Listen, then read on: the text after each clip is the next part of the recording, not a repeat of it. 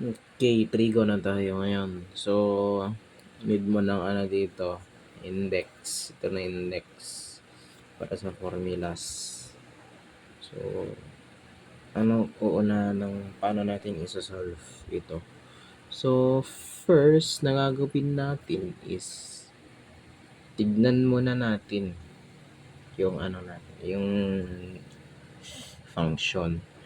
So, ganito yan trigo. So, hindi porket itong side lang ang may trigo, hindi mo na i-derive ito.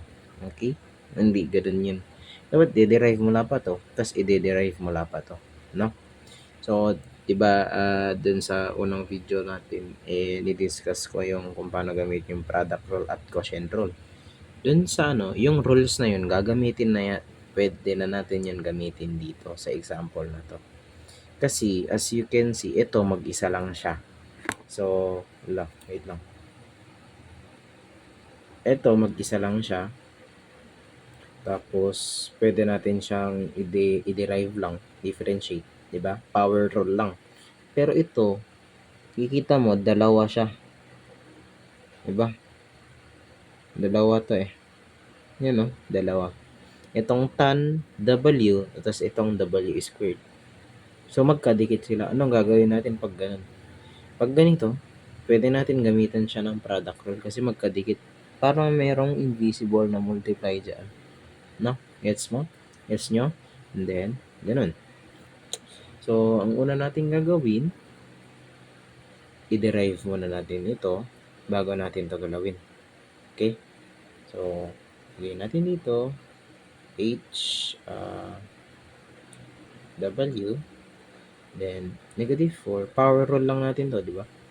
So, yung negative 4 lang to times 3 W negative 4 minus 1.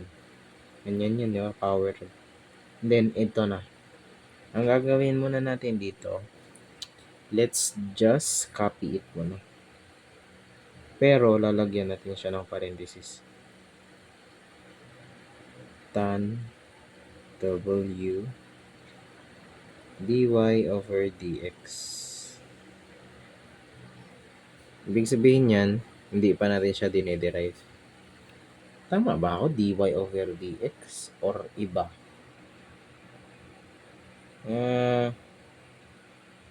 D over dy or dy over dx? Mali ako. Mali ako pala. Dapat d over dw. Kapag ano pala. Kapag dy over dx pala, integration yun. So, d over dw. Bakit w? Kasi w yun. Kapag x yan, dx dito. So, ganun. Pag derivation, ganito. So, ito muna ginalaw natin. Itong una. Negative 4 times 3. Nagiging negative 12.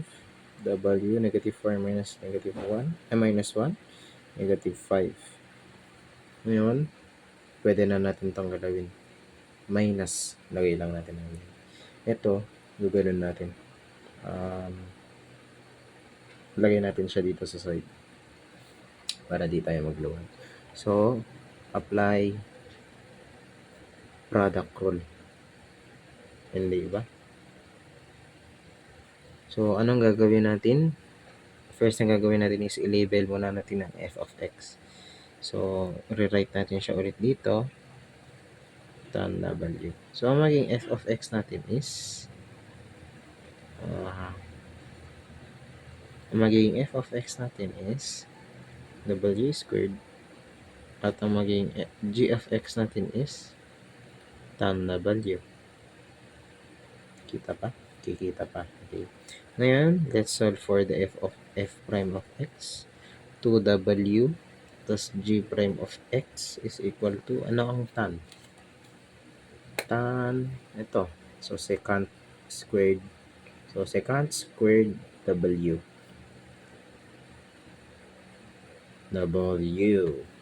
So, apply na natin.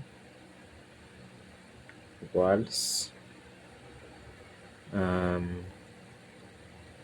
f of f prime of x times g of x plus f of x times g prime of x ang formula ng product rule. Anong f prime of x? W squared times 2w. Ay, ano ang g of x? Tan. So, tan w. Okay? Then, plus, ano ang f of x natin? W squared. Tapos, ano ang g prime of x natin? Secant. Secant squared w. So, paano natin yan magawin? As you can see, ano ang gagawin natin dito? Ay! Mali ata ako. Oo, mali ako. Ang f prime of x is 2w. Mali ako doon. Then, ganito na, plus. Tapos, i-insert natin siya doon. Dito ulit. So, na-solve na natin to. Ito yung product rule nito.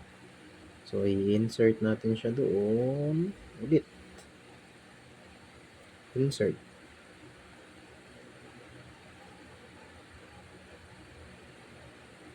No? So, dito na lang siya sa baba. Hindi siya magkasa dyan. So, baba natin. Baba natin siya dito. Is equal to negative 12 W5. Negative 5 pala. Tapos minus. Tandaan mo tong ano mo dito. Sign. Negative sign. Negative times positive. Negative 2W. 2W tan W. Plus 2. Negative yun. So, negative times positive maging negative. W squared. Secant squared W. Ito na ang sagot. Ito na ang sagot. Yan na. Bagang. Ganun lang. Ganyan lang. In-applyan lang natin siya ng product rule para makuha kasi magkadikit tong dalawa. Kaya ganyan na siya.